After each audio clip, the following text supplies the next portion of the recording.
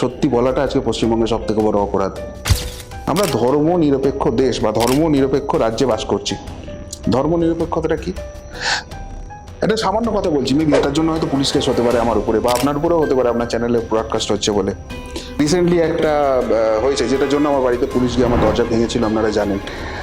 একটা ভিডিওর জন্য গোটা পশ্চিমবঙ্গের 5টা জায়গায়, শিলিগুড়ি, মাটিগড়া, কাকদ্বীপ, কালনা, ডায়মন্ড হারবার, 5টা থানা থেকে এফআইআর, একই ভিডিও। কি না জনৈক কারোর মনে হচ্ছে আমার ভিডিওর জন্য রাজ্য অশান্তি হয়ে যাচ্ছে। তো সেই মামলায় আমার বাড়ি থেকে সমস্ত কিছু ইকুইপমেন্টস নিয়ে চলে গিয়েছিল। ভেবেছিল যে আমাকে ওদের ভেঙে ফেলবে, কিন্তু ওরা সব নিয়ে গেলেও একটা গুরুত্বপূর্ণ জিনিস নিয়ে যেতে পারেনি। সেটা হচ্ছে আমার মেন্টালিটি। কোনো সময় আমার ব্যাংক অ্যাকাউন্ট ফ্রিজ করে দেওয়া হয়েছে, বলা হয়েছে আমার কাছে নাকি জঙ্গিদের তরফ থেকে টাকা আসছে।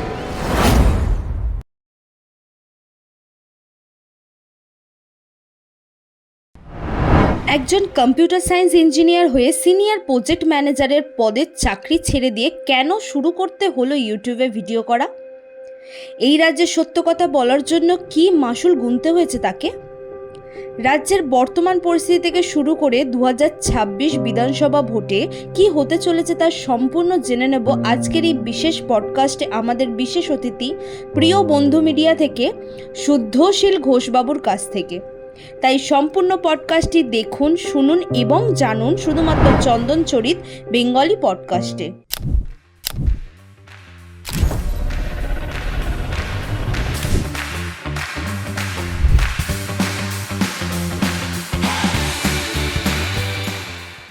আজকের এই ধামাকাদার পডকাস্ট শুরু করার জন্য প্রথমেই ওয়েলকাম জানাবো আমাদের চ্যানেলেতে প্রথমবারের জন্য প্রিয় বন্ধু মিডিয়া থেকে শুদ্ধশীল ঘোষকে।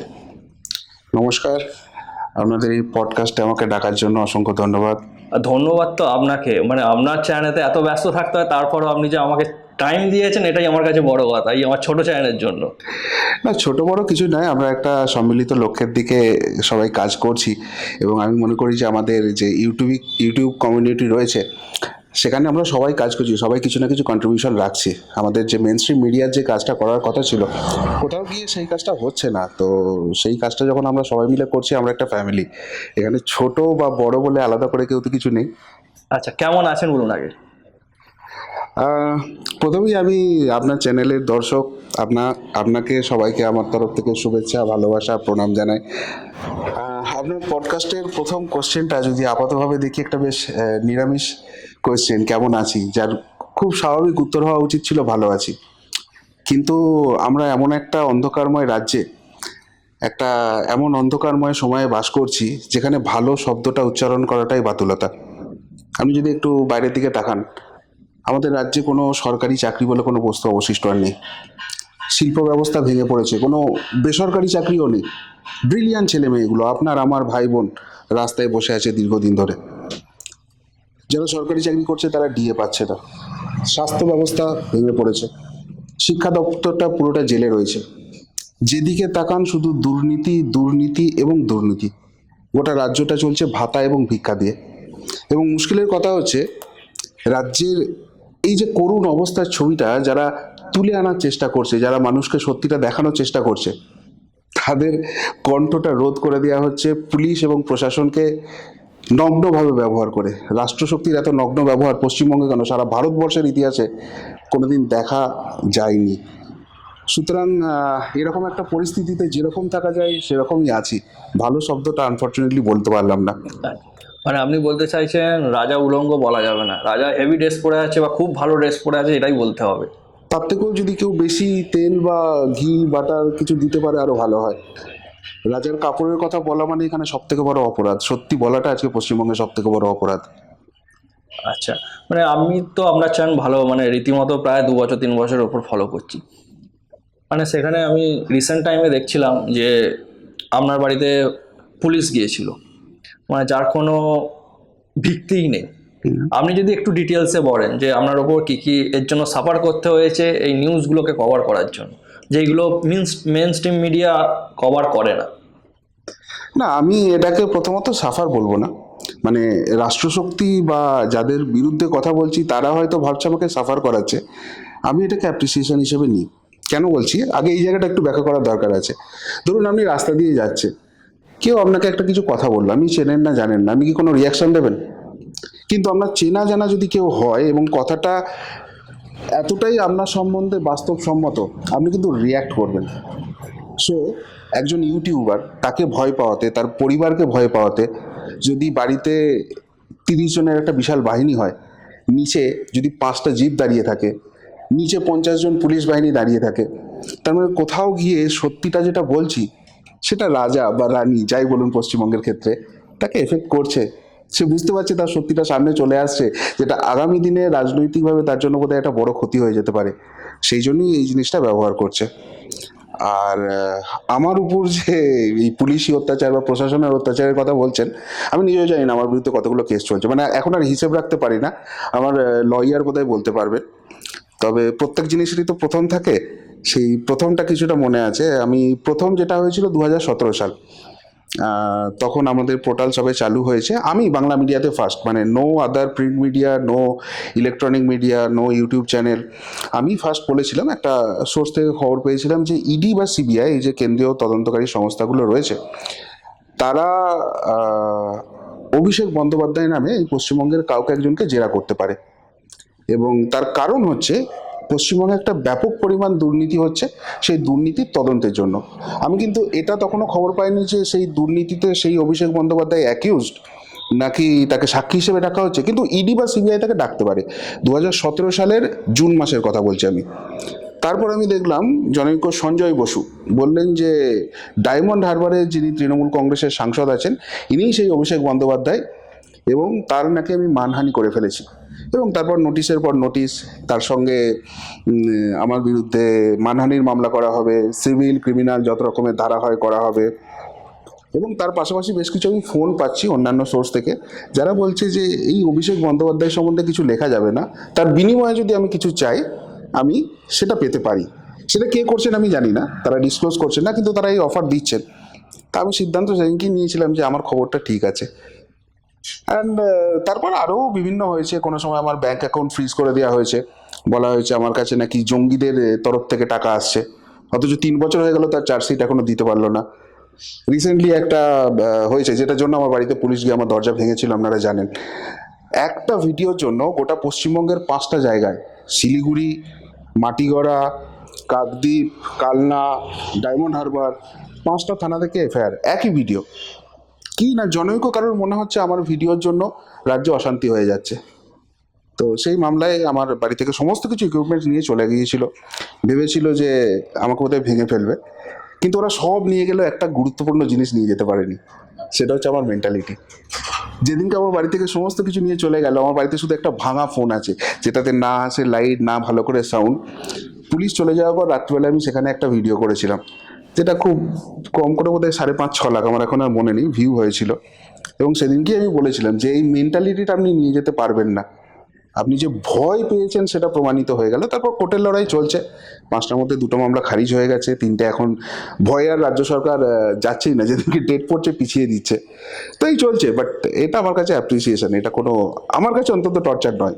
আচ্ছা, মানে রিসেন্টলি একটা মানে নিউজ চ্যানেলেতে দেখছিলাম যে যারা এই সত্যি কথা বলে, সত্যি কথা বললেই তো কোনো না কোনো পার্টির সঙ্গে যুক্ত করে দেওয়া হয়, কেন তাদের মনের মতো কথা নয়। তো মানে ওই পার্টির মানে মনের মতো কথা বলার জন্য, বা তাদের মনে হচ্ছে যে সেই পার্টির হয়ে কাজ করছে, তো এর এগেনস্টে নাকি এই সব মানে ইউটিউবারদেরকে বিশাল পরিমাণ একটা অর্থ দেওয়া হচ্ছে, এরকম টাইপেরই বলা হচ্ছে। তার পরিমাণটা হিউজ, প্রায় 10 কোটির কাছাকাছি এরকম একটা বলা হচ্ছে যে 4টে ইউটিউবারকে নাকি 10 কোটি টাকা দেওয়া হচ্ছে কেন্দ্র থেকে। মানে এটা কিভাবে আপনি দেখছেন, বা এর সম্বন্ধে কি বলবেন? আপনি কত পেলেন? আমি যদি খোলাখুলি আপনাকে জিজ্ঞাসা করি। আমি কত পেলাম এটা শেষে বলবো, এটা একটু সারপ্রাইজ থাক। সব থেকে ভালো কথা বলবো যে যে লক্ষ্য নিয়ে ইউটিউবে এসেছিলাম, দেখুন আমি পেশায় একজন ইঞ্জিনিয়ার, কম্পিউটার সায়েন্স ইঞ্জিনিয়ার, এবং আমি আইটি ইন্ডাস্ট্রিতে 17 বছর ছিলাম। আমি কাজ শুরু করেছিলাম একজন ডেভেলপার হিসেবে, এবং যেদিনকে আমি ডিসিশন নিই যে আর আমি আইটিতে কাজ করব না, আমি ইউটিউবার হিসেবেই কাজ করব, সেদিনকে আমি টেকনিক্যাল সিনিয়র প্রজেক্ট ম্যানেজার, যারা আইটিতে ফিল্ডে আছেন, 17 বছরের এক্সপিরিয়েন্স, এবং যে পোস্টটা থেকে আমি চাকরিটা ছাড়ছি, একটু খোঁজ খবর নিলেই জানতে পারবেন যে কত টাকা বেতন তাদের হয়, মাসিক বেতন। তো সেই জায়গা থেকে যদি টাকার দরকার হতো, আমার এসব কিছু করার দরকার ছিল না। আরামসে আমি একটা মোটা টাকা ইনকাম করতে পারতাম, আমার পরিবারকে নিয়ে, আমার পুত্র আমার স্ত্রীকে নিয়ে আমি বিদেশে সেটেল হতে পারতাম। সো টাকার জন্য আমি ফার্স্টলি ইউটিউবে আসিনি। বাংলায় যে অন্ধকার দিকটা আছে, মানুষকে সেখান থেকে বাঁচাতে হবে, সেটার লক্ষ্য নিয়েই কিন্তু ইউটিউবে আসা। দুই, যে টাকাটা ইউটিউব থেকে পাই তাতে আমার ওই ডাল ভাত আর মোটা কাপড় হয়ে যায়, এনাফ। আমার বিশাল কিছু টাকার লক্ষ্য আছে এরকম কোনো ব্যাপার নেই। আর এখানে আসার মেন কারণটাই ছিল, যেটা আমরা বলি তো গণতন্ত্রের 4টে স্তম্ভ, তার মধ্যে অন্যতম প্রধান স্তম্ভ হচ্ছে মিডিয়া। সেই মিডিয়া অনুপ্রাণিত হয়ে যাচ্ছিল 14 তলার নির্দেশে। সরকার যেটা চাইছে সেই খবরটা তারা করছিল, কিন্তু সাংবাদিকতার একটা বেসিক জায়গা হচ্ছে সরকার যেটা চায় সেটা প্রচার, সেটা খবর নয়। সরকার যেটা লুকোতে চায় সেটাই খবর। সেই যেটা লুকোতে চাওয়ার ব্যাপার সেটা তারা আনতে পারছিল না।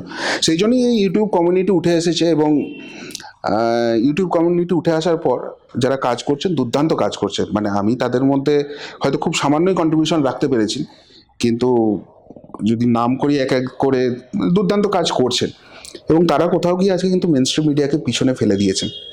যে কারণে আজকে মেনস্ট্রিম মিডিয়াকে অপপ্রচার করতে হচ্ছে যে তাদেরকে, মানে ইউটিউবারকে টাকা দিচ্ছে বা তাদের বিরুদ্ধে একটা প্রোপাগান্ডা করতে বলছেন। আপনি যে ভিডিওটির কথা বলছেন, আমি নাম করে সেই চ্যানেলের টিআরপি বাড়াবো না, কেননা আমাকে অনেকেই লিঙ্কটা পাঠিয়েছিলেন, তো আমি চ্যানেলটা একটু অ্যানালিসিস করছিলাম, আমি দেখি না চ্যানেলটা।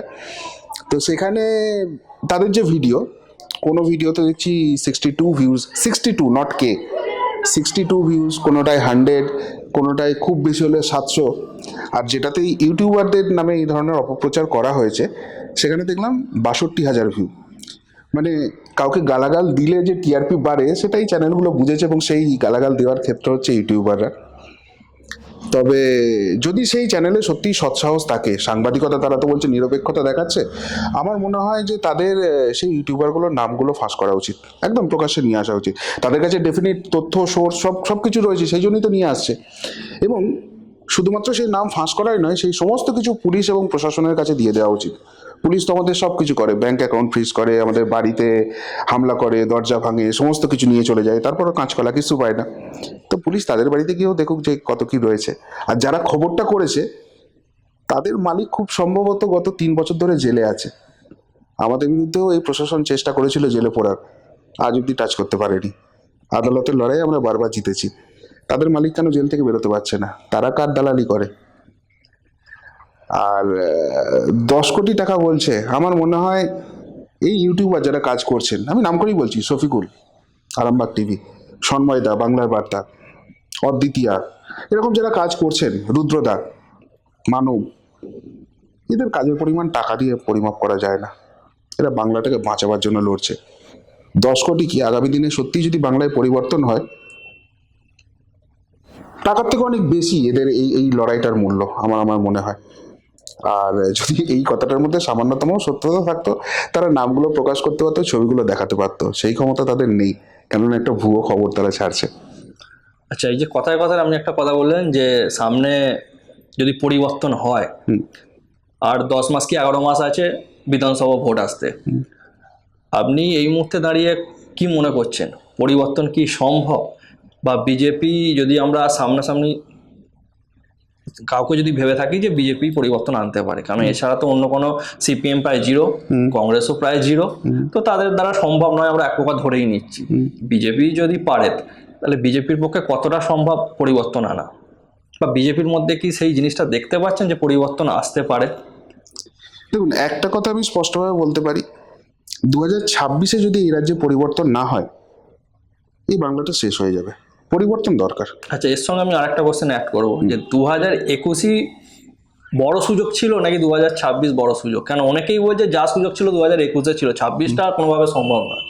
আচ্ছা, দুটো সম্পূর্ণ আলাদা কোশ্চেন। আগে প্রথম কোশ্চেনটা অ্যান্সারটা দিয়ে দিই তাহলে। পরিবর্তন করতেই হবে। এখন পরিবর্তন তো আমার আপনার মতো সাধারণ মানুষের হাত ধরে হবে না। একটা রাজনৈতিক শক্তি যদি পরিবর্তন করতে হয়, একটা রাজনৈতিক শক্তিকে দরকার। এবার অনেকেই আমাকে বলেন যে আপনি তো ইউটিউবার বা সাংবাদিক, যেটাই আপনি বলুন না কেন, আপনার তো নিরপেক্ষ বলা উচিত, আপনি সরকারের বিরুদ্ধে বলছেন, ঠিক আছে, কিন্তু আপনি পার্টিকুলার একটা পক্ষকে ঠিক করে দিচ্ছেন কেন? দেখুন, পক্ষকে ঠিক করে দিচ্ছে এই কারণেই, এই রাজ্যে যে বামফ্রন্ট বা কংগ্রেস শূন্য হয়ে গেছে সেটা বড় ফ্যাক্টর নয়, রাজনীতিতে শূন্য হবে আবার সেখান থেকে উত্থান হবে, ঠিক আছে, কিন্তু বামফ্রন্ট বা কংগ্রেস তারা কি এইটা পরিষ্কার করতে পেরেছে যে তারা তৃণমূলের বিপক্ষে লড়ছে না তৃণমূলের সঙ্গেই রয়েছে? যখন ইন্ডি জোট হচ্ছে একসঙ্গে বসে মমতা বন্দ্যোপাধ্যায়, বাম, কংগ্রেস বিরিয়ানি খাচ্ছে, চা খাচ্ছে, একসঙ্গে মিলে ডিসাইড করছে বিজেপিকে আটকাতে হবে, আর বাংলায় এসে ছায়াযুদ্ধ চলছে। সিপিএম বা কংগ্রেস পশ্চিমবঙ্গে একটা কোনো কাজ করছে যাতে মমতা সরকারের একটুও কোনো অসুবিধা হয়? তারা এমন কাজ করছে যেখানে বিজেপিকে আটকাও, তার মানে কোথাও গিয়ে মমতা বিরোধিতা হচ্ছে না, তৃণমূল বিরোধিতা হচ্ছে না। তাহলে তাদেরকে সেই জায়গা থেকে যদি স্কোপ দেওয়া হয়, বা আমি আরেকটা কোশ্চেন বলছি, ধরুন বামফ্রন্ট বা কংগ্রেস বা তাদের জোট ক্ষমতায় এলো, তাদের নেতৃত্বের সঙ্গে এই মমতা বন্দ্যোপাধ্যায় বা তৃণমূল কংগ্রেসের যা সম্পর্ক, আমরা তো চাই বাংলায় পরিবর্তনটা এই কারণেই, যারা এখানে অন্যায় করছে, দুর্নীতি করছে, তাদের শাস্তি হোক, আমরা একটা সুন্দর বাংলা দেখতে চাই। তো তারা ক্ষমতায় এলে এদের কি কোনো রকম শাস্তির ব্যবস্থা করবে? প্রথম কথা সেই হিম্মত তাদের আছে, বা দ্বিতীয় কথা সেই মানসিকতা তাদের আছে? তাহলে ছাই ফেলতে ভাঙাগুলো কে পড়ে রইল? বিজেপি। এবার সবাই বলছেন যে 2021-এ বড় সুযোগ ছিল, 2026-এ সেই সুযোগটা নেই, হবে না, বা এটা হওয়া সম্ভব কিনা, যেটা দ্বিতীয় প্রশ্ন ছিল। দেখুন, 2021-এর সুযোগ ছিল, এই কথা অস্বীকার করব না, কিন্তু পারেনি বিজেপি। খেলাটা মেনলি হয়ে গেছে, যেটা আমার মনে হয়, সেটা হচ্ছে কাউন্টিংয়ে, এবং ওই শেষ যে দুটো রাউন্ড যখন ভোটিংটা নেওয়া হচ্ছে, কোভিড করে একটা বিশাল ঢেউ তুলে দেওয়া হলো, সেখানে পুরোপুরি ভোটটা লুট হয়েছে, সেখানেই পুরো খেলাটা হয়ে গেছে। সুতরাং একটা ভালো সুযোগ ছিল, বিজেপি হারিয়েছে, এটা অস্বীকার করার জায়গা নেই। কিন্তু যদি 2026 দেখেন, আমার মতে সুযোগটা আরও বেশি। কেন? বেশ কয়েকটা কারণ রয়েছে। নাম্বার ওয়ান, 2021-এ মমতা বন্দ্যোপাধ্যায় হারতে পারে হাওয়াটা উঠেছিল, তার অ্যান্টিডোট হিসেবে যে জায়গাটা তিনি তুলে ধরেছিলেন সেটা হচ্ছে লক্ষ্মীর ভাণ্ডার, অর্থাৎ মহিলাদের একটা ভাতা দেওয়ার ব্যবস্থা তিনি করেছিলেন, যেটা পশ্চিমবঙ্গের ইতিহাসে কার্যত নজিরবিহীন প্রথমবার হয়েছিল। তো মহিলা ভোট যারা ছিল তারা প্রচণ্ড এক্সাইটেড, এবং তারপর আমরা দেখলাম লোকসভার আগেও সেটা বেড়ে ডাবল করিয়ে দিলেন, 1000 করে দিলেন, হয়তো এই বিধানসভা আসছে তিনি বাড়িয়ে সেটা 2000 বা 3000 করে দেবেন, কিন্তু এর এফেক্ট আর খুব একটা হবে না। তার কারণ হচ্ছে এই যে মানুষ ভাতাটা পেতে শুরু করে দিয়েছে, আপনি যখন প্রথম ইউটিউব করে টাকা পেয়েছিলেন, প্রথম মাসে টাকা পাওয়ার যে আনন্দ, এক্সাইটমেন্ট, দ্বিতীয় মাসে হয়তো তার থেকে বেশি টাকা পেয়েছেন আপনি, কিন্তু সেই এক্সাইটমেন্টটা আর নেই। আমি পাবো এই এক্সপেকটেশনটা তৈরি হয়ে গেছে, ও তো আসছেই, হয়তো বেশি টাকা, কিন্তু আসছেই, এটা ভবিষ্যতেও বন্ধ হবে না। সুতরাং ওই এক্সাইটমেন্টটা কিন্তু নেই। তো লক্ষ্মীর ভাণ্ডারও সেই একই জিনিস।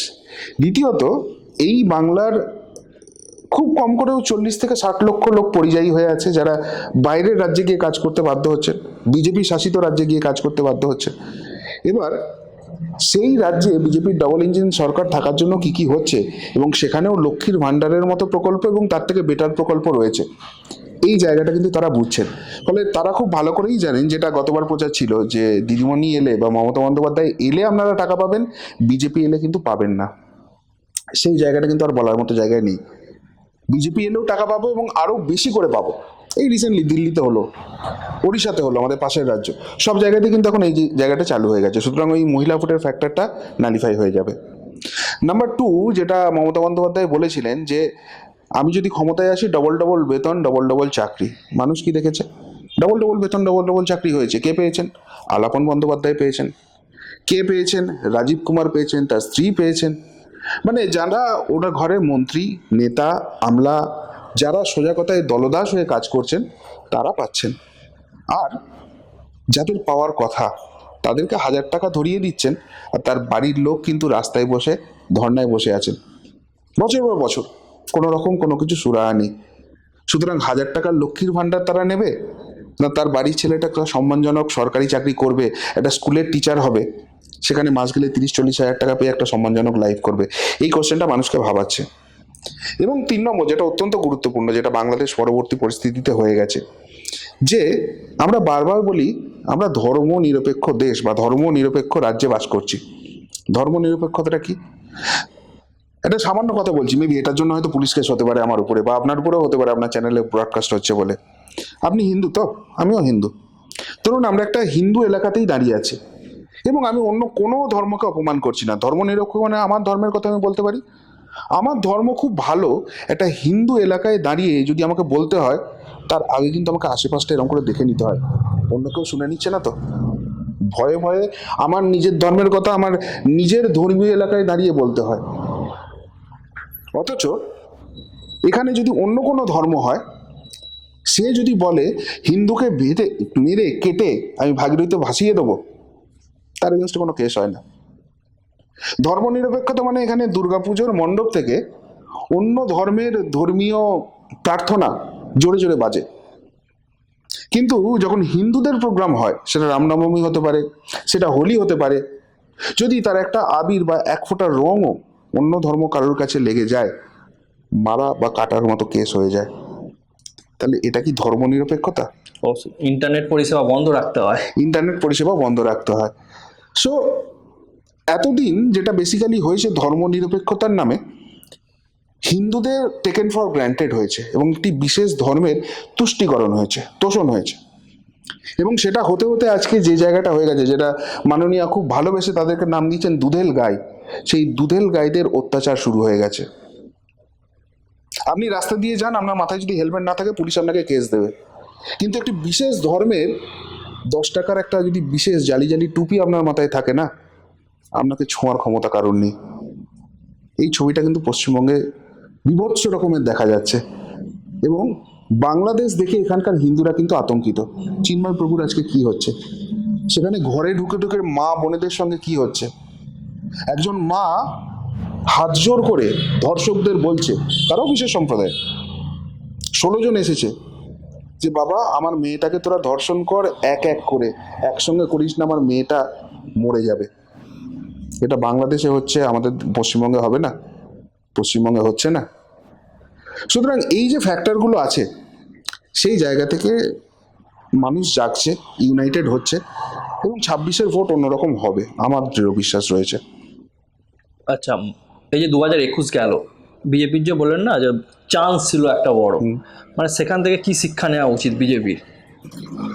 আমি একটা পয়েন্ট যেটা দেখেছি বা বলতে চাইবো, মানে আমার থেকে আপনার অনেক বেশি জ্ঞান বা এতে আপনি অনেক দিন ধরে যুক্ত আছেন, যে আমরা অনেকে আছেন দেখবেন ভোট দেয় যারা টিএমসিকে দেবে না তাই জন্য বিজেপিকে দিচ্ছে, বিজেপিকে দেবে বলেই বিজেপিকে দিচ্ছে কিন্তু নয়, এই যে দ্বিতীয় অপশান নেই বলে বিজেপিকে দিচ্ছে।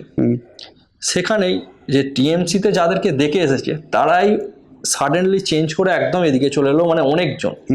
তো সেখানে আমি যাকে দেখে, যার প্রতি আমার নেগেটিভ ফিলিংস আছে বা যাকে আমি দেখতে পারি না, যদি পাতি বাংলায় বলি, তাকেই আবার আমার কাছে আনা হচ্ছে যে একেই ভোট দাও।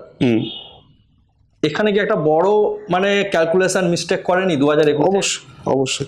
দেখুন, আমরা একটা কথা বলে থাকি বারবারই, এবং যেটা আমিও বিশ্বাস করি, সেটা হচ্ছে সারা ভারতবর্ষের রাজনীতি আর পশ্চিমবঙ্গের রাজনীতি একটা ডিফারেন্ট রয়েছে। আগে সেটাকে বলা হতো ইন্টেলেকচুয়ালের দিক থেকে, কেননা পশ্চিমবঙ্গ থেকে যারা সাংসদে গেছেন, ধরুন গুরুদাস দাশগুপ্ত, যাদের মানে এই তালিকা যদি বলতে চাই সেটাই একটা আলাদা এপিসোড হয়ে যাবে। তো সেই ইন্টেলেকচুয়ালের দিক থেকে বাংলাকে ডিফারেন্ট বলা হতো, কিন্তু এখনকার যেটা হয়ে গেছে, বাকি সারা ভারতবর্ষ কোনটা ভালো, মানে পাগলও তো নিজের ভালো বোঝে, কোনটা ভালো কোনটা মন্দ তারা বিচার করতে জানে। পশ্চিমবঙ্গ কিন্তু সেই জায়গাটা করে না। তো এটা একটা পশ্চিমবঙ্গের বিশাল বড় ডিসঅ্যাডভান্টেজ ছিল। এবার পশ্চিমবঙ্গে তার ফলে বিজেপি কিন্তু 4%-এর পার্টি হিসেবে পরিচিত ছিল, বা বড়বাজারের পার্টি হিসেবে পরিচিত ছিল। পশ্চিমবঙ্গের মাটিতে বিজেপি কিছু করতে পারে এই এক্সপেকটেশনই কারো ছিল না। এবং বিজেপির যে উত্থান, সেটাও কিন্তু এটা একটা বড় রিজন আছে। তার কারণ হচ্ছে 2016 নির্বাচনের আগে একটা অভাবনীয় ঘটনা ঘটলো পশ্চিমবঙ্গে, সেটা হচ্ছে বামফ্রন্ট এবং কংগ্রেসের জোট। যে বামফ্রন্ট এবং কংগ্রেস একে অপরের বিরুদ্ধে এতদিন ধরে লড়ে এলো, তারা হাতে হাত ধরে লড়াই করবে, এইটা কেউ এক্সপেক্ট করতে পারেনি, কিন্তু সেই জোটটা হয়েছিল, এবং সেই জোটটাকে মমতা বন্দ্যোপাধ্যায় হারিয়ে দেন। কিন্তু তার মাথায় ছিল যে 2016 আমি হারিয়েছি, ঠিক আছে, আগামী দিনে কি সম্ভব আছে? তার ফলে উনি চেয়েছিলেন যে বিরোধী ভোটটা একটু ভাগ হয়ে যাক, এবং সেই কারণেই উনি বিজেপিকে কিছুটা স্পেস ছেড়েছিলেন, যেটা ওনার রাজনৈতিক ব্লান্ডার হয়েছে। আর মানুষ কি দেখলো, যে বামফ্রন্ট বা কংগ্রেস, এদেরকে আমরা বারবার সুযোগ দিয়েছি, এরা কিন্তু পাচ্ছে না। সারা ভারতবর্ষ যখন বিজেপিকে দিচ্ছে, আমরা একবার ট্রাই করে দেখি না। এবং সেই জায়গা থেকেই বিজেপি যে 2019-এ গিয়ে এতগুলো লোকসভা আসন পাবে, বোধহয় আমি বাদে আর কেউই সেটা স্পেকুলেট করতে পারেনি। কেননা আমরা ওপিনিয়ন বলে বলেছিলাম, আমার এখনো মনে আছে যে 17টা আসন পাবে বিজেপি, এবং আমাদের যখন এক্সিট পোল এলো তখন আমরা দেখলাম যে 19টা আসন পাবে। লোকে পাগল ছাগল অনেক কিছু বলেছিল। তারপর যখন ওই আরামবাগ আসনেও বিজেপি লিড করছে, দুপুরবেলায় দেখা যাচ্ছে ঠিক এক্স্যাক্টলি 19টা আসনেই বিজেপি লিড করছে। তো সেই জায়গা থেকে অনেক আবার তখন কনগ্রাচুলেট করছে যে আপনারা তো ভগবান মিলিয়ে দিয়েছেন। তো আমরা বলেছিলাম যে ভগবান না, এটা পুরোটাই ক্যালকুলেশন ছিল। যাই হোক, তো মানুষের ফার্স্ট এক্সপেকটেশন ছিল 21-এ যে বিজেপি কিছু করতে পারে। তার আগে অবধি কিন্তু তৃণমূল বিজেপিকে সিরিয়াস অপোনেন্ট হিসেবে দেখেনি। ফলে 2021-এ বেশ কিছু ব্লান্ডার তারা করে। এক নম্বর যেটা আপনি বললেন, যে যাদের বিরুদ্ধেই আমার অভিযোগ, যে নেতাগুলোকে আমি ভাবছিলাম যে এরা দুর্নীতি পরায়ণ, এরা সঠিক কাজ করছে না, সেই জন্য আমার পরিবর্তন দরকার, তাদেরকেই জামাই আদর করে নিয়েছে। এবার আপনি বলবেন যে বিজেপির যে সেন্ট্রাল লিডারশিপ আছে তারা তো খুব পাকাপোক্ত ম্যানেজমেন্ট, সারা ভারতবর্ষ চালাচ্ছে, তারা কেন পশ্চিমবঙ্গে এটা আটকাতে পারেনি? দেখুন, তাদের ক্ষেত্রেও পশ্চিমবঙ্গ চ্যাপ্টারটা ছিল নতুন, পশ্চিমবঙ্গে এতখানি ফোকাস কিন্তু তারা দেয়নি। এবার যে টিমটা 2019-এ তাদেরকে সাকসেস দিয়েছে, তারা যে রিপোর্ট পাঠাচ্ছে, যে স্ট্র্যাটেজি পাঠাচ্ছে, 2021-এ গিয়ে সেন্ট্রাল লিডারশিপ সেটা চেঞ্জ করবে কেন? তাদের উপরই ভরসা রাখছে এবং সেখানে প্রচুর ভুল করে ফেলেছে। এক নম্বর এইটা ছিল। 2 নম্বর যেটা ছিল, যে আমি যদি কেন্দ্রীয় বাহিনী নিয়ে আসি, ভোটটা করাতে পারি, তাহলে ঠিক হয়ে যাবে। কিন্তু ভোটটা যতক্ষণ পর্যন্ত না গণনা হচ্ছে, এবং গণনা হওয়ার পর যতক্ষণ পর্যন্ত না আমি হাতে সার্টিফিকেট পাচ্ছি, আমার ভোটটা কিন্তু শেষ হচ্ছে না। এই জায়গাটা কিন্তু তারা করেনি। 3 নম্বর যেটা খুব গুরুত্বপূর্ণ জিনিস হয়েছিল, যে বিজেপির যারা নেতা ছিলেন তারা ভেবেছিলেন যে ওই কেন্দ্রীয় বাহিনী নিয়ে আসবো আর ব্যাস হয়ে যাবে, ভোটটা ঠিকঠাক করিয়ে দিলেই হয়ে গেল। কিন্তু ভোট আমার যতক্ষণ না কাউন্টিং শেষ হচ্ছে, যতক্ষণ না আমি উইনিং সার্টিফিকেটটা হাতে পাচ্ছি, আমার ভোট কিন্তু শেষ হচ্ছে না। তো এরকম অনেক কিছু ব্লান্ডার কিন্তু সেখানে হয়েছিল। এবং এই মানুষ তো দুভাবে শেখে, দেখে শেখে এবং ঠেকে শেখে, এবং পশ্চিমবঙ্গের ক্ষেত্রে ঠেকে শেখাটা খুব গুরুত্বপূর্ণ। তো এই জায়গাগুলো মোটামুটি যে শিক্ষা ছিল সেগুলো বিজেপির নেওয়ার জায়গা রয়েছে। প্লাস আরেকটা কথা, সেটা সব থেকে ইম্পর্টেন্ট আমার মনে হয়, সেটা হচ্ছে যে বিজেপি দেখবেন একটু সোজাসুজি পথে লড়াইটা করতে চায়। ধরুন হিন্দুত্বের লড়াই হচ্ছে, আমি হিন্দুদের পাশে আছি এই কথাটা বলছি হয়ে যায়, কিন্তু রাজনীতিতে, বিশেষ করে পশ্চিমবঙ্গের রাজনীতিতে অনেকগুলো বাঁকা পথ আছে, যেগুলো এখানে শাসন ক্ষমতায় থাকতে গেলে কিভাবে ব্যবহার করতে হয়, এটা বামেরা প্রথম তৈরি করেছিল এবং সেটার এক্সটেন্ডেড ভার্সন আজকে তৃণমূল করে যাচ্ছে। সুতরাং তাদের বিরুদ্ধে লড়তে গেলে ঠিক সেই ফর্মুলাতেই লড়তে হবে। বিজেপি কিন্তু সেই ফর্মুলায় লড়বে, সেই ইঙ্গিতটা অলরেডি দিতে শুরু করে দিয়েছে। তো সেই সব কিছু যদি দেখা হয়, এই লার্নিংগুলো কিন্তু 26-এ কাজে লাগবে এবং পজিটিভ কিছু হওয়ার মতো জায়গা রয়েছে। আচ্ছা, শুভেন্দু অধিকারী বলছেন যে 5% ভোটই ঘোরাতে পারলেই 2026-এ বিজেপি সরকার গঠন করবে। কিন্তু এই 5%টা তো দিল্লির মতো 5% নয়। দিল্লির 5% ইজিক্যাল টু পশ্চিমবঙ্গের 5% মধ্যে তো আকাশ পাতাল তফাৎ। মানে এইটা কিভাবে বাস্তবায়ন হবে? 5% ভোট যদি সত্যি বিজেপি বাড়াতে পারে, আমি আপনার কাছে লিখে দিয়ে যাচ্ছি, বিজেপি 190+ পাবে। দিল্লির থেকেও মারাত্মক হবে এই 5%। কেন? আপনাকে পশ্চিমবঙ্গের হিসেবটা বুঝতে হবে। আমি কত জায়গা থেকে 5%-এর জায়গাটা আসবে সেই জায়গাটা বলছি প্রথমে। ধরুন পশ্চিমবঙ্গে 294টা বিধানসভা আছে। এই 294টা বিধানসভায় 45 পেয়েছে তৃণমূল, আমি রাউন্ড ফিগারে 46% ধরছি, আর বিজেপির 39%, মানে আমি রাউন্ড ফিগার ধরছি। 7%-এর ডিফারেন্স রয়েছে। এইবার এই 294টা বিধানসভার মধ্যে 85টা এরকম বিধানসভা রয়েছে যেখানে সংখ্যালঘুরা হচ্ছে সংখ্যাগুরু, মানে তাদের সংখ্যা 32%-এর বেশি, 32 থেকে 90% অব্দি রয়েছে, এরকম 85টা বিধানসভা রয়েছে। এই বিধানসভাগুলোতে বিজেপি জিতবে না, অন্তত এখন জিতবে না।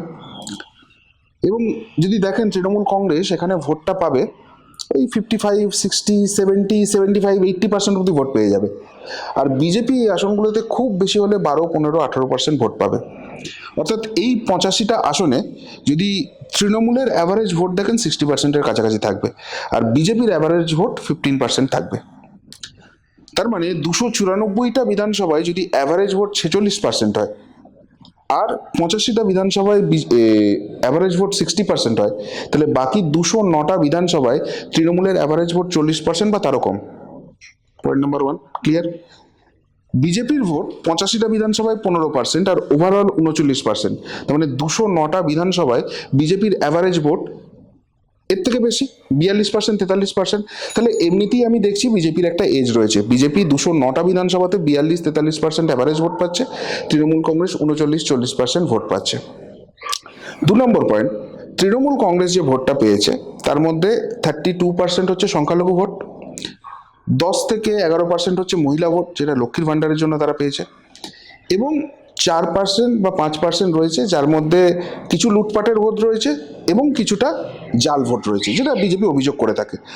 এবং সেই জন্যই কিন্তু বারবার এই কথাটা বলা হয় যে এই ভোটার তালিকা তার সংশোধন করতে হবে, আমাদের এপিক কার্ড সেটাকে ঠিক করতে হবে, এই জায়গাগুলো কিন্তু বারবার বলা হয়। সুতরাং এই জাল ভোটটা যদি বার করা যায়, সত্যিই জাল ভোট থেকে থাকে, এবং জাল ভোট যে আছে তার ভুরি ভুরি উদাহরণ আমরা পেয়েছি। রিসেন্টলি দেখবেন বস্তা বস্তা এপিক কার্ড পাওয়া যাচ্ছে, যে মুহূর্তে ঘোষণা হয়ে গেল যে এপিক আর আধার কিন্তু লিঙ্কিং হবে। সো এই জাল ভোটের একটা জায়গা রয়েছে।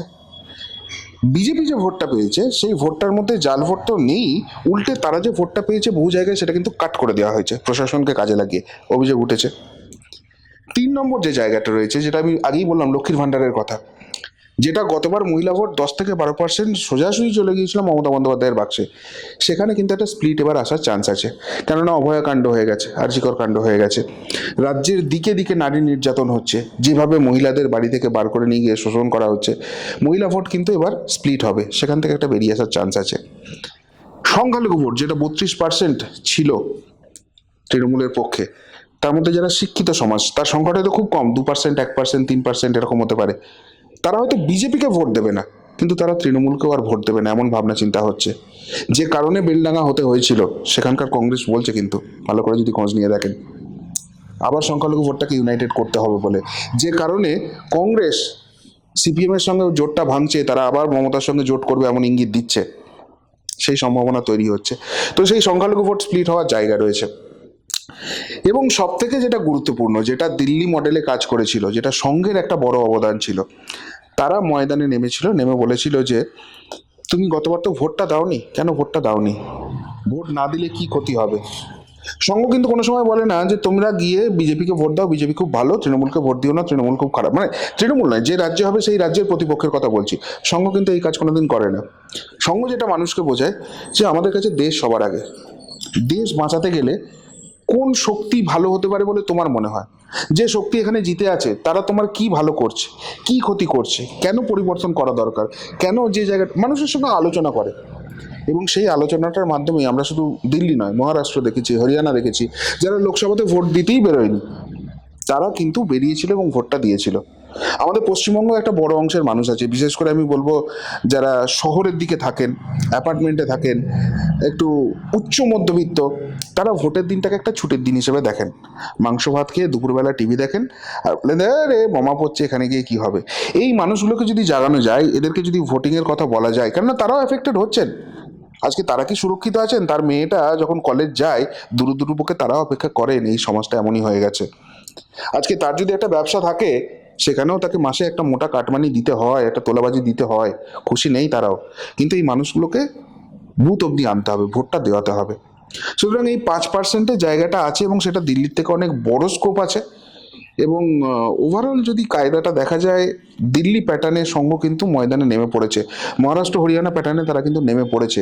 এবং সব থেকে বড় কথা, মানুষ যারা ভোটটা দেবেন বাংলাদেশ দেখে এবং বাংলাদেশের যে ছোঁয়াচটা পশ্চিমবঙ্গে লেগেছে সেটা দেখে, তারা কিন্তু নিজেরা ইউনাইটেড হচ্ছেন। এবং এখানে মাননীয় বিরোধী দলনেতা শুভেন্দু অধিকারীর একটা খুব বড় ভূমিকা রয়েছে, তিনি জাগাচ্ছেন, মানুষ কিন্তু তাতে সাড়া দিচ্ছেন। ফলে 5%-এর থেকে অনেক বেশি হওয়া উচিত, বেটারই হওয়া উচিত। এবং সত্যি 5% হলে আবারও বলছি 190 আসন বিজেপি এখানে থেকে নিয়ে যাবে। আচ্ছা, এতক্ষণ পডকাস্ট দেখার জন্য সবাইকে অসংখ্য ধন্যবাদ। পডকাস্টটা কেমন লাগছে অবশ্যই কমেন্ট করে জানাবেন, আর যদি ভালো লেগে থাকে তাহলে অবশ্যই একটা জাস্ট লাইক করবেন, অন্তত স্যারের জন্য, এত দূর থেকে এসে আমাদের এত ভালো মানে 2026 কী হতে চলেছে সেটা এক্সপ্লেন করার জন্য। লাস্ট কোশ্চেন আপনাকে, যেতে যেতে আমাদের অডিয়েন্সের জন্য, আপনি একটা আপনার ভিডিওতে বলছিলেন, এখন বলছেন 190টা, কিন্তু আপনার একটা ভিডিওতে বলেছিলেন জাস্ট 120টা ভোট পেলেই বিজেপি সরকার গঠন করতে পারবে। এর 120 তো ম্যাজিক ফিগার নয়, তাহলে কি করে 120টা সিট পেলেই বিজেপি সরকার গঠন করতে পারবে? আপনি যদি এটা একটুখানি ব্যাখ্যা করেন। না, এটা আমি ওয়ার্স্ট কেস সিনারিও বলছি, 2026-এর থেকে বিজেপি ভালো ফল করবে এবং এই সিনারিওটার দরকার হবে না। আমার পার্সোনাল যেটা অ্যানালিসিস বলুন, বিলিভ বলুন, সেই জায়গাটায় আছে। আমি মানুষের সঙ্গে যেভাবে কথা বলছি, এই সিনারিওটার দরকার হবে না। কিন্তু সত্যি সত্যি পশ্চিমবঙ্গে বিজেপি সরকার করতে 148 আসনের দরকার নেই। আমাদের 294টা বিধানসভা আছে, তো সংখ্যাগরিষ্ঠতা তো 148। সো 148-এর বিজেপি দরকার নেই। বিজেপি যদি 120টা আসন পায় তাহলেই বিজেপি সরকার গঠন করবে। এবং আপনাকে মজার কথা বলে দিই, ধরুন এমন একটা সিনারিও হলো 120টা পেল বিজেপি, তার মানে 174টা পাবে তৃণমূলই পাক, অন্য কেউই পাক, সে তো উন্নয়নের জোয়ারে তারা ভেসে গিয়ে তৃণমূলই হয়ে যাবে শেষ পর্যন্ত, যেমন বাইরন বিশ্বাস হয়েছেন বা অন্যান্যরা হয়েছেন। তো 174টা তৃণমূল, 120টা হচ্ছে বিজেপি, এরকম যদি সিনারিও হয়, এবং এই 174 জনের মধ্যে বিধায়ক হিসেবে মমতা বন্দ্যোপাধ্যায়ের নাম নেই, মানে গতবার যেরকম নন্দীগ্রামে তিনি হেরে গিয়েছিলেন, শুভেন্দুবাবু তো বলেছেন এবার ভবানীপুরেও সেই একই কাণ্ড করবেন। তো যদি মমতা বন্দ্যোপাধ্যায়ের নাম না থাকে তাহলে 174টা আসন পাওয়ার পরও তৃণমূল কংগ্রেস শপথ গ্রহণ করবে না সরকার নিতে, বিজেপি শপথ গ্রহণ করবে। আর যদি মমতা বন্দ্যোপাধ্যায় বাই চান্স জিতে যান তাহলে হয়তো সেই সরকারটা মেয়াদ 6 মাস হবে, তারপর বিজেপি সরকার তৈরি হবে। এবার আপনার প্রশ্ন হচ্ছে কিভাবে, এখানেই আসবে অপারেশন লোটাস, মানে সোজা বাংলায় যেটাকে বলা হয় ঘোড়া কেনা বেচা, যেটা এখানকার বুদ্ধিজীবী মহল তারা বলতে শুরু করে। এবার আপনার মনেও প্রশ্ন আসতে পারে যে মানুষ তো রায় দিয়েছে 174টা তৃণমূলকে, সত্যিই তো কেন তাদের এমএলএ ভাঙিয়ে নিয়ে বিজেপি সরকার করার চেষ্টা করবে এরকম একটা জায়গা। কিন্তু পশ্চিমবঙ্গে আমরা উন্নয়নের জোয়ারে ভাসতে সবাইকেই দেখেছি, আর রাজনীতিতে যে যে ভাষা বোঝে তাকে সেই ভাষাতেই বোঝাতে হবে। 120 থেকে 148-এ পৌঁছতে 28টা আসনের দরকার, 28টা বিধায়কের দরকার আছে, এবং সেখানে দল বিরোধী আইন অনেক কিছু ব্যাপার আছে। আপনাকে আমি বলে দিচ্ছি, এই মাঝে মাঝেই শুনবেন অভিষেক বন্দ্যোপাধ্যায় হুঙ্কার ছাড়ে যে আমি দরজাটা খুলবো, বিজেপি দলটাই এখান থেকে উঠে যাবে। তৃণমূল কংগ্রেস একটা আঞ্চলিক পার্টি, একটা রাজ্যে মাত্র তারা ক্ষমতায় আছে, বাকি কোথাও এক্সিস্টেন্স নেই। ওই বোধহয় অরুণাচল প্রদেশ না মেঘালয় কোথায় 5-6টা বিধায়ক আছে, সেটাও কংগ্রেস ভাঙিয়ে করেছিল। পশ্চিমবঙ্গের বাইরে এদের কোনো রকম কোনো এক্সিস্টেন্স নেই। বিজেপি গোটা দেশটা চালাচ্ছে, গোটা দেশের বহু রাজ্যে তাদের রয়েছে, আর নাহলে তারা প্রধান বিরোধী জায়গায় রয়েছে। এই দুটো স্থানের বাইরে 2-1টা দক্ষিণের রাজ্যে বোধহয় বিজেপির অবস্থান, বাকি সব জায়গাতেই এই জায়গাটা রয়েছে। সুতরাং যদি অভিষেক বন্দ্যোপাধ্যায় হুঙ্কার দিতে পারেন যে আমি দরজা খুললে বিজেপি উঠে যাবে, তাহলে আপনার কি মনে হয় নরেন্দ্র মোদী, অমিত শাহ সেই হুঙ্কারটা দিচ্ছেন না বলে সেই ক্ষমতা তাদের নেই? আমরা এরকম অপারেশন লোটাস মধ্যপ্রদেশে দেখেছি, আমরা গোয়াতে দেখেছি, বিভিন্ন জায়গায় দেখেছি। ঠিক সেই মেথডই হবে এখানে। একনাথ শিন্ডে কেউ তৃণমূলের মধ্যে হবেন, অজিত পাওয়ার কেউ হবেন, এবং 50 থেকে 60 জন এমএলএ নিয়ে বেরিয়ে আসবেন, তারা ভালো পোর্টফোলিও পাবেন, সরকার হবে। এবার আপনি বলবেন মানুষ তো সেটা মেনে নেবে না। সরকার একবার এসে গেলে তারপর 4 বছর 5 বছর যতদিনই সরকারটা চালাক না কেন, তারপর আর মানুষ কিছু থাকবে। আর বিজেপি একবার ক্ষমতায় এলে, মানে বিজেপি এলো কিনা বড় কথা নয়, তৃণমূল একবার ক্ষমতার বাইরে গেলে এই দলটা বাংলা কংগ্রেস হয়ে যাবে। কেননা রাজনীতি তো হয় নীতি আদর্শের উপর ভিত্তি করে। তৃণমূলের নীতি এবং আদর্শ যদি কেউ বলতে পারে, আমি সাংবাদিকতাই ছেড়ে দেবো। সুতরাং এরা পুরোপুরি দাঁড়িয়েছিল বা ক্ষমতায় এসেছিল সিপিএম বিরোধিতা থেকে, সেটা আজকে নালিফাইড হয়ে গেছে। আজকে তৃণমূল মানে করে কমে খাওয়ার জায়গা, এদের কাছে কোনো আদর্শ বলে ব্যাপার নেই। বিজেপি, বাম, কংগ্রেস, যাই বলুন, ভালো বলুন মন্দ বলুন, এদের একটা আদর্শ আছে, এদের একটা নীতি আছে। সুতরাং সেই জায়গা থেকে ওই 50-60 জন এমএলএ আরামসে ঝাঁপ দিয়ে দেবে, এবং তারা হয়তো নিজেদের পকেটের উন্নয়নের জন্য ঝাঁপ দেবে, কিন্তু আলটিমেটলি ঝাঁপ দেবে এবং সেখানেই সরকারটা তৈরি হয়ে যাবে। তাহলে বুঝতেই পারলেন 2026 কী হতে চলেছে। দেখাই যাক স্যারের কথা কতটা মেলে বা না মেলে। তো এতক্ষণ পডকাস্ট দেখার জন্য অসংখ্য ধন্যবাদ। জয় হিন্দ, জয় শ্রীরাম। খুব ভালো থাকবেন।